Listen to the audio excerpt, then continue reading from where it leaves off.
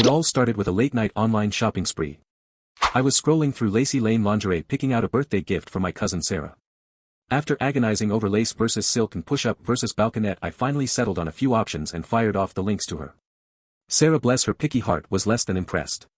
"Dude, I'm practically in high school now.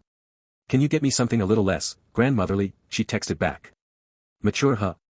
Just as I was pondering the intricacies of teenage lingerie preferences, a notification for a flash sale on a particularly racy set popped up.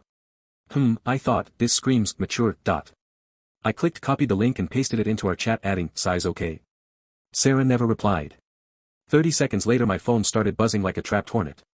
It was Betsy, my ex, Lee. "What is this? Lingerie? For who? That size? Seriously, you think that size is impressive? My great-aunt Mildred has bigger assets. You're unbelievable." My blood ran cold. I'd accidentally sent the link to Betsy. My Betsy.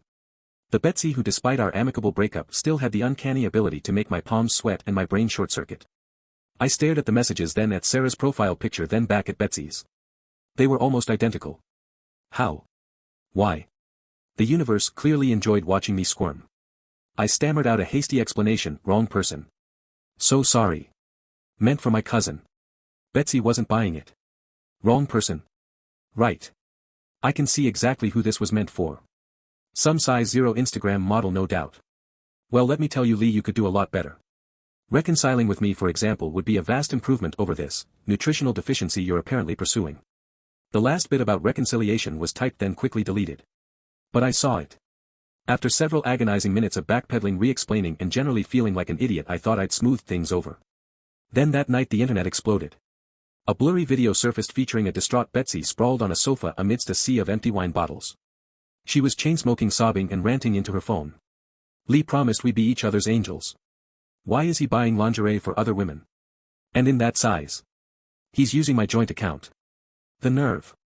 The absolute unmitigated." She trailed off into incoherent sobs, then punched a number into her phone. It rang and rang and rang unanswered. The video, apparently filmed by a rogue cleaning lady eager to spill some celebrity tea, went viral. And the internet, being the internet, immediately connected the dots between the mystery lingerie recipient and Betsy's drunken meltdown. Except they connected the wrong dots. Suddenly I was trending. #LingerieLee. #SizeMattersLee. #HeartbreakerLee. My mentions were a dumpster fire of speculation and outrage. "Why would he use his ex's money to buy lingerie for a new fling?" one comment read. "So disrespectful," chimed another. The most popular theory, however, revolved around the name Betsy kept sobbing into her phone: Muffin. Muffin? Who's Muffin? The internet roared. Unfortunately, Muffin was my pet name for Betsy, a cutesy moniker I'd long forgotten.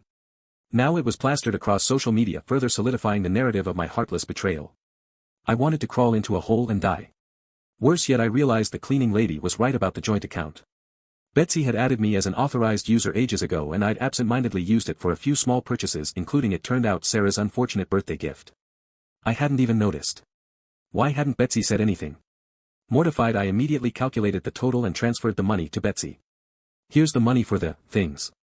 Sorry for the misunderstanding," I messaged her. Her reply was swift and icy. "What's this? Trying to pay me off now? Is that how little you value my feelings?" I buried my face in my hands. This was a PR nightmare. My agent called sounding like he was on the verge of a stroke. "Lee, explain.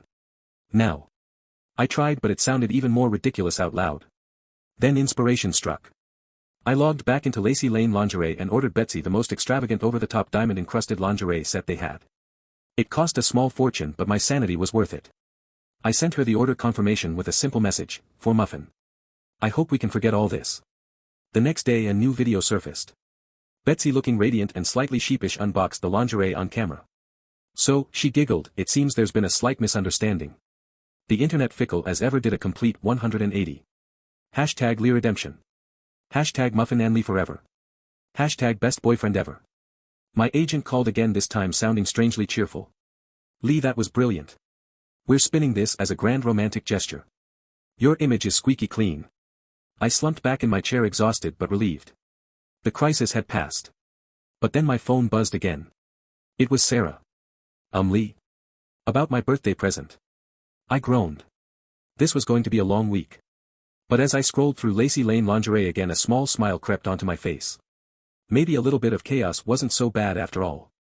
Especially when it came with a side of diamond-encrusted lingerie and a renewed appreciation for the complexities of online shopping. And as for Betsy and me, well, let's just say we're taking a break from joint accounts. And probably from each other. For good this time. Hopefully.